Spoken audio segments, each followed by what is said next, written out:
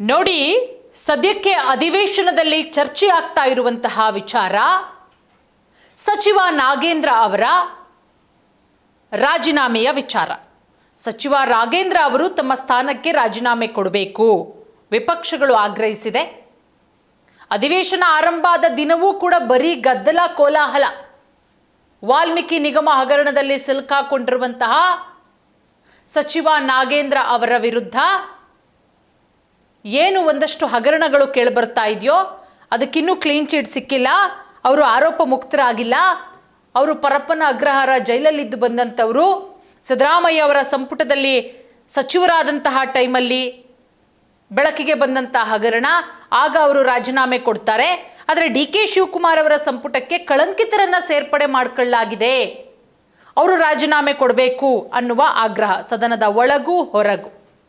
ಮತ್ತೊಂದು ಕಡೆ ನಿನ್ನೆ ತಾನೇ ವಿಜಯೇಂದ್ರ ಅವರು ಹೇಳ್ತಾರೆ, ಯಾವುದೇ ಕಾರಣಕ್ಕೂ ಕೂಡ ನಾವು ಪಟ್ಟು ಬಿಡಲ್ಲ, ನಾಗೇಂದ್ರ ಅವರ ರಾಜೀನಾಮೆಯನ್ನು ಪಡ್ಕೊಳ್ತೀವಿ, ಅವರು ರಾಜೀನಾಮೆಯನ್ನು ಕೊಡಲೇಬೇಕು, ನಾಗೇಂದ್ರ ರಾಜೀನಾಮೆ ಪಡೆಯುವವರೆಗೂ ಕೂಡ BJPಯ ಹೋರಾಟ ನಿಲ್ಲಲ್ಲ. ಸತತ BJPಯ ಪ್ರತಿಭಟನೆ 3-4 ದಿನಕ್ಕೆ ಕಾಲಿಟ್ಟಿದೆ. ಕಲಾಪದಲ್ಲೂ ಕೂಡ ಪ್ರತಿಪಕ್ಷಗಳ ಗದ್ದಲ. ಇನ್ನು ಸಚಿವ ಬಿ ನಾಗೇಂದ್ರ ಅವರ ವಿರುದ್ಧ CBI ಚಾರ್ಜ್ ಶೀಟ್ ಅನ್ನು ಸಲ್ಲಿಸಿತ್ತು. ಆ ಚಾರ್ಜ್ ಶೀಟ್ನಲ್ಲಿ ಏನೆಲ್ಲ ಇದೆ, ಆ ಸ್ಫೋಟಕ ರಹಸ್ಯ ಈಗ ಬಯಲಾಗಿದೆ. ವಾಲ್ಮೀಕಿ ಪರಿಶಿಷ್ಟ ಪಂಗಡಗಳ ಅಭಿವೃದ್ಧಿ ನಿಗಮದ ಬಹುಕೋಟಿ ಹಗರಣದಲ್ಲಿ ಸಚಿವ ಬಿ ನಾಗೇಂದ್ರ ವಿರುದ್ಧ CBI ದೋಷಾರೋಪ ಪಟ್ಟಿಯನ್ನು ಸಲ್ಲಿಕೆ ಮಾಡಿದೆ.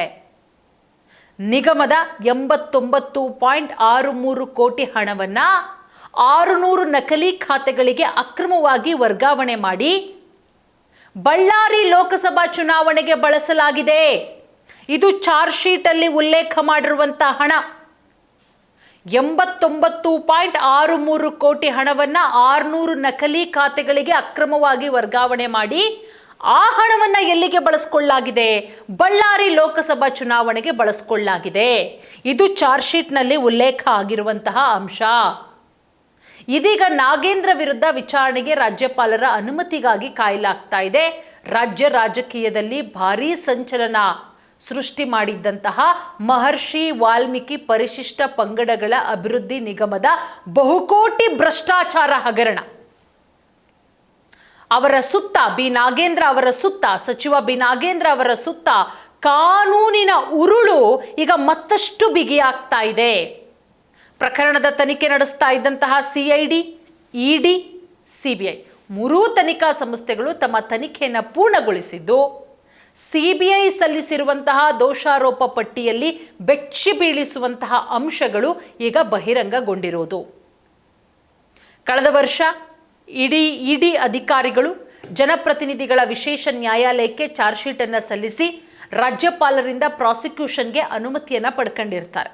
ಇದೀಗ 2 ತಿಂಗಳ ಹಿಂದೆ CBI ಕೂಡ ಚಾರ್ಜ್ ಶೀಟ್ ಅನ್ನು ಸಲ್ಲಿಸಿರುತ್ತೆ. ಸದ್ಯ ಬಿ ನಾಗೇಂದ್ರ ವಿರುದ್ಧ ವಿಚಾರಣೆಗೆ ರಾಜ್ಯಪಾಲರ ಅಂತಿಮ ಅನುಮತಿಗಾಗಿ ಕಾಯಲಾಗ್ತಾ ಇದ್ದು, CBI ಸಲ್ಲಿಕೆ ಮಾಡಿರುವಂತಹ ಚಾರ್ಜ್ ಶೀಟ್ನಲ್ಲಿರೋ 13 ಪ್ರಮುಖ ಆರೋಪಿಗಳು ಯಾರು? CBI ಸಲ್ಲಿಸಿರುವಂತಹ ದೋಷಾರೋಪ ಪಟ್ಟಿಯಲ್ಲಿ ಸಚಿವ ಬಿ ನಾಗೇಂದ್ರ ಅವರೊಂದಿಗೆ ಒಟ್ಟು 13 ಜನರನ್ನ ಆರೋಪಿಯನ್ನಾಗಿ ಹೆಸರಿಸಲಾಗಿದೆ.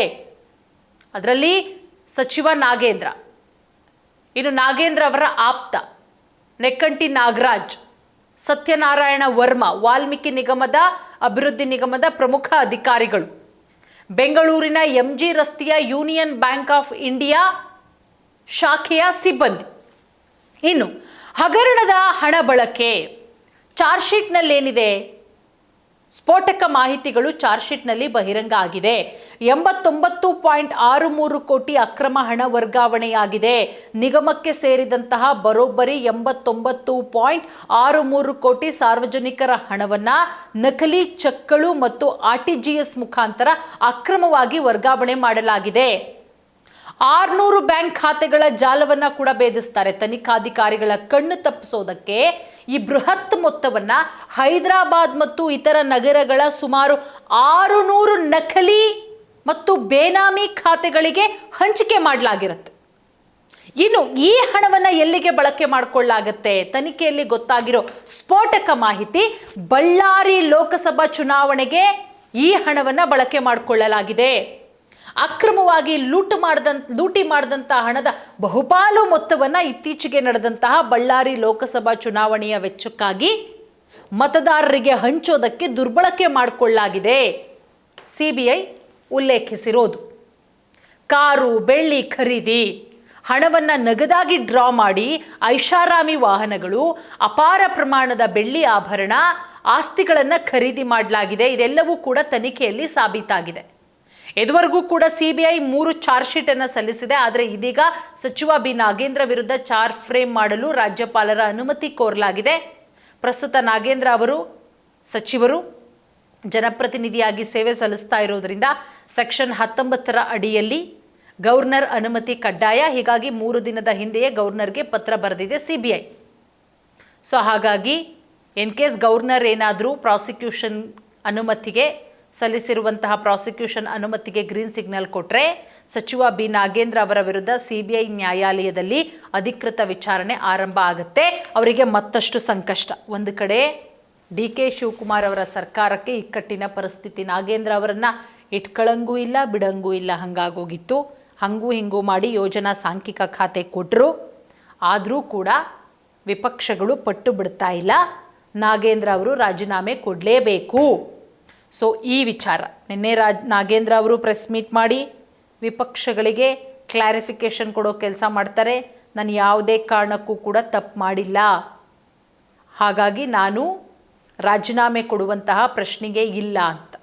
ಸೊ ಈ ವಿಚಾರ ಎಲ್ಲಿಗೆ ಹೋಗಿ ನಿಲ್ಲುತ್ತೆ ಕಾದು ನೋಡಬೇಕು.